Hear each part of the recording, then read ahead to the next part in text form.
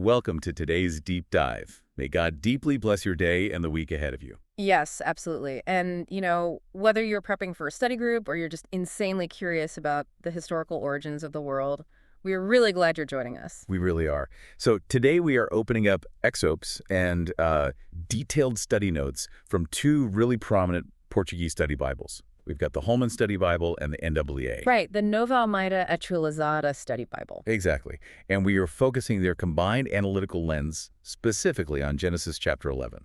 Which is, it represents one of the most profound structural hinges in ancient literature. It really is a stark pivot.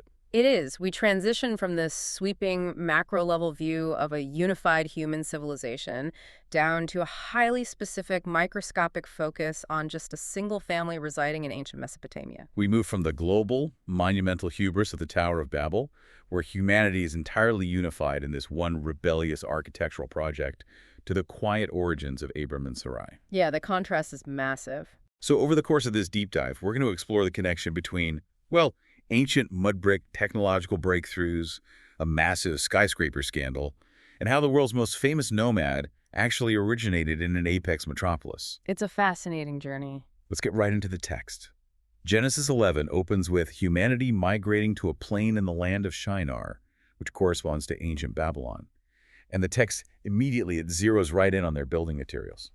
Yeah, the Holman and NAA notes both emphasize this. The decision to use baked bricks and bitumen instead of stone and mortar was a major technological leap. Because in ancient Israel, where this text was originally received, stone and mud mortar were just the standard. It was dictated by the mountainous geography. Right. But in the alluvial plains of Shinar, natural stone was incredibly scarce, so the inhabitants compensated by inventing an entirely new method of construction. The biblical text points out their specific declaration. It says, "Come, let's make bricks and bake them thoroughly." And it notes they use bitumen for mortar. And that shift from sun-dried mud bricks to kiln-baked bricks fundamentally altered what they could do architecturally. Because sun-dried bricks, which are the common alternative to stone, they degrade really rapidly when exposed to the elements, especially rain. Exactly. But baking them in a kiln renders them incredibly durable, and pairing that with bitumen, which is a naturally occurring pitch or tar, created a waterproof, near-indestructible building material. Which archaeology actually confirms was the standard practice in ancient Babylonian monumental architecture. It was, and this technological breakthrough provided a profound psychological shift for the builders. They were no longer limited by their environment or the inherent weakness of their materials. They had the tech to build higher and stronger than ever before. Right. It fueled their confidence to declare, let's build ourselves a city with a tower that reaches to the heavens. And the text gives us two primary motivations for this massive project, both rooted deeply in the human desire for autonomy. First, they wanted to make a name for themselves. And second, they explicitly wanted to avoid being scattered over the face of the whole earth. It's a pursuit of total security and legacy, completely independent of any divine mandate. And the actual structure they were building to achieve this legacy was almost certainly a ziggurat. The NAA compares it directly to the ziggurat of Nana in the city of Ur. Which gives us a really accurate sense of scale and purpose. Ziggurats were these massive temple towers found all throughout ancient Mesopotamia. They had a core of sun-dried mud bricks, fortified by a thick exterior shell of those baked bricks and bitumen we just talked about. Exactly. They were constructed as stepped pyramids, featuring sweeping monumental staircases that led all the way up to a small shrine at the very summit. To give you an idea, the ziggurat of Nana in Ur, which was built slightly later, around 2113 to 2095 BC, covered a base area of 46 by 61 meters, and it stood 24 meters high. So to the ancient eye, these structures were essentially artificial mountains. They were constructed to bridge the gap between Earth and the divine realm. They are literally trying to engineer their way into the heavens. But both sets of study notes highlight the deep literary irony in the narrative's response. Right, because humanity uses its most advanced technology to construct the highest edifice possible. They were at the absolute peak of their self-sufficiency. And then verse 5 states, "But the Lord came down to see the city and the tower." It is absolute divine irony. The narrator is playing with perspective. Despite this monumental human effort to reach the heavens, the structure is so insignificant from a divine perspective that God has to descend simply to view it. It perfectly underscores the arrogant self-sufficiency of the builders. They think they are titans mastering the universe, but the text frames their ultimate architectural achievement as remarkably small. And this ambition to build a city and avoid scattering, it also operates as a direct theological polemic against the surrounding Mesopotamian culture. This is fascinating. The NEA notes reference an ancient Mesopotamian myth known as the Eridu Genesis. Yes. In that narrative, the goddess Nintur explicitly calls for humanity to build cities, to gather in one place, and to become sedentary. So the biblical narrative intentionally subverts that cultural norm, because back in Genesis chapter 9, the explicit divine mandate given to humanity after the flood was to be fruitful, multiply, and fill the earth. Therefore, within the biblical worldview, the gathering at Babel isn't viewed as civilizational progress. No, it's not adherence to the divine will at all. It is an act of direct rebellion. Babel becomes the ultimate symbol of human autonomy. The builders deliberately refuse to spread out, choosing instead to use their tech to consolidate power and secure their own legacy in one centralized spot. And the divine response to this consolidation gives us the name of the tower itself. The Holman Bible notes a brilliant piece of Hebrew wordplay here. Right. In the Babylonian language, Babel translates to Gate of the Gods, Which was a title denoting immense religious and cultural prestige.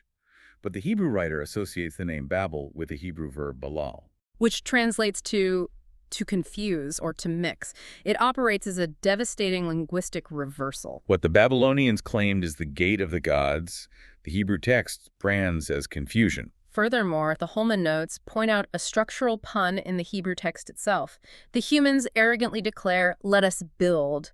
And when God intervenes, the text uses a mirrored set of consonants to declare, "Let us confuse." The human conspiracy is linguistically and functionally inverted. Because they can no longer communicate, the construction ceases. And the very thing they feared being scattered across the earth is exactly what transpires. The scattering of humanity marks the end of the primeval history in Genesis.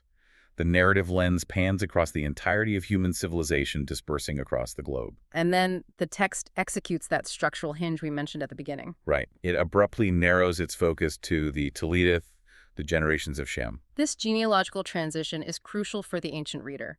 The text traces 10 specific generations from Shem down to Terah. Structurally, this list symmetrically mirrors the genealogy of 10 generations from Adam to Noah in chapter 5, prior to the flood. However, the study Bibles draw attention to a stark contrast in the tone and details of these two genealogical records. In chapter 5, the lifespans are recorded in centuries, and each entry concludes with that rhythmic, tolling phrase, "and he died," which serves to emphasize the overarching curse of mortality. But here in chapter 11, that specific phrase is omitted entirely. Additionally, the lifespans begin to drop precipitously with each subsequent generation. The NEA notes provide a really compelling historical parallel for this reduction in longevity: the Sumerian king list. Recorded around 2100 BC from the city of Uruk. Exactly. This ancient text employs a very similar literary device. It lists antediluvian kings who purportedly ruled for tens of thousands of years. But following a great flood, the kings listed have dramatically reduced much more realistic lifespans. So the biblical text is leveraging a genealogical framework that the ancient Near Eastern reader would have instantly recognized. It communicates that the post-flood world is fundamentally altered. Human vitality is steadily diminishing as the narrative marches forward in time. We follow this narrowing line of descendants through the centuries until the narrative settles on a man named Terah. Terah has 3 sons, Abram, Nahor, and Haran. And Abram, who later becomes Abraham, is recognized globally today as the patriarchal nomad. But the text shatters the stereotype of the wandering desert herdsman right out of the gate by revealing his origins. Terah and his family originate from Ur of the Chaldeans. When we examine the archaeological context, specifically Sir Leonard Woolley's excavations between 1922 and 1934, we find that Ur was an apex metropolis. It was the epicenter of commerce, administration, and culture at the time. During Abram's era, roughly around 2000 BC, Ur was the capital of the Third Dynasty. Woolley's excavations uncovered a highly sophisticated urban environment situated on a prominent curve of the original course of the Euphrates River. This was not a primitive outpost. Archaeologists unearthed the sprawling palace central complex, a monumental temple dedicated to the moon god, Nana. Which featured the massive ziggurat we discussed earlier. Right, and highly developed 2-story residential homes. Abram was a cosmopolitan city dweller. He was raised in an environment characterized by immense wealth, advanced civil administration, and deep-rooted polytheistic religion. Leaving Ur wasn't just a geographical relocation. It was the abandonment of the highest level of civilization available in the ancient world. The study notes also address an interesting chronological caveat regarding the specific phrasing, Ur of the Chaldeans. Yes. The term Chaldeans is a geographical identifier that was actually added retroactively to the text. Historical records indicate the Chaldean people did not settle in southern Mesopotamia until roughly 1200 BC. Which is centuries after Abram's time. The biblical writers or later scribes appended of the Chaldeans to distinguish this prominent Ur from other lesser-known cities with similar names in the region. It ensured their contemporary audience understood exactly where Abram's journey began. It acts as a navigational anchor for the later reader. So following the narrative, Terah gathers his son Abram, Abram's wife Sarai, and his grandson Lot, and they initiate a migration from this highly advanced city of Ur toward the land of Canaan. However, they halt their journey halfway, settling in the city of Haran. And this stopover in Haran introduces a well-known textual friction regarding the timeline of Terah's life and Abram's departure, which the NAA notes address in really good detail. There is a recognized chronological discrepancy here that highlights the complexity of textual transmission. The Masoretic text of Genesis states that Terah lived to be 205 years old and died in Haran. But earlier in the chapter, it notes that Terah was 70 years old when he began fathering his sons. And later, in Genesis 12, the text states that Abram was 75 years old when he finally departed Haran for Canaan. So if Terah has Abram at 70, and Abram leaves at 75, Terah would only be 145 years old when Abram departs. Which leaves a 60-year overlap where Terah continues to live in Haran long after Abram has left. And that overlap creates a tension when cross-referenced with other biblical texts. For instance, in the New Testament, in Acts chapter 7, Stephen delivers a detailed historical defense where he explicitly states that Abram left Haran only after his father Terah had died. If Terah lived to 205, Stephen's account appears contradictory to the timeline presented in the standard Hebrew text. But the NAA notes highlight how ancient manuscript traditions addressed this exact issue. The Samaritan Pentateuch, which is an ancient alternative Hebrew manuscript tradition of the first 5 books of the Bible, records Terah's age at death as 145 rather than 205. This alternative reading resolves the chronological tension entirely. If the Samaritan Pentateuch's reading of 145 is the original numerical figure, the timeline aligns perfectly. Terah begins having children at 70. Abram leaves 75 years later, making Terah 145 at the time of his death, and Abram departs immediately after. It strongly suggests that Stephen in the book of Acts, and perhaps even the translators of the Greek Septuagint, were relying on a manuscript tradition that carried this 145-year figure. It really provides a window into the meticulous, sometimes complex nature of preserving ancient chronologies over thousands of years. It demonstrates the rigorous attention to detail maintained by the scribes who transmitted these texts. Yet, amidst all the monumental architecture, the shifting of civilizations, and the detailed genealogies we have covered, the narrative inserts a seemingly minor yet ominous detail in verse 30. It states simply, "But Sarai was barren, she had no children." That single sentence establishes the theological tension for the rest of the Genesis narrative. We have just examined a chapter that opens with a unified humanity attempting to secure its own legacy and enforce its own blessing through the sheer force of advanced technology and monumental architecture at Babel. And that effort completely fractures and fails.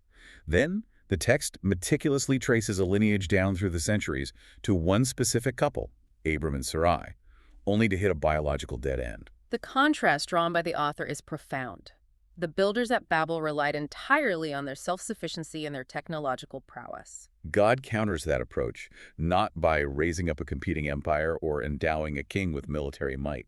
He selects a childless couple from a wealthy, polytheistic metropolis and calls them into the unknown. Sarai's barrenness guarantees that whatever legacy emerges from this family, it cannot be attributed to human capability. It requires divine intervention. It is a complete inversion of how ancient societies measured power and potential. The transition from Genesis 11 to 12 is the movement from human striving to divine calling. The future of the biblical narrative hinges not on the tallest tower or the most advanced city, but on the quiet faith of a family with no natural prospects for a future. Which brings us to a thought we want to leave you, our listener, to ponder today. When you observe the broad sweep of history and even the trajectory of our own lives, Why does the narrative so frequently pivot away from the epicenters of human achievement, wealth, and pride, to focus instead on the quiet, seemingly impossible situations of ordinary individuals? What personal towers are we constructing today to secure our own legacy and avoid reliance on others? And could those very structures be preventing us from stepping into a calling that requires true trust rather than absolute self-sufficiency? That is the enduring challenge presented by the contrast between the story of Babel and the calling of Abram.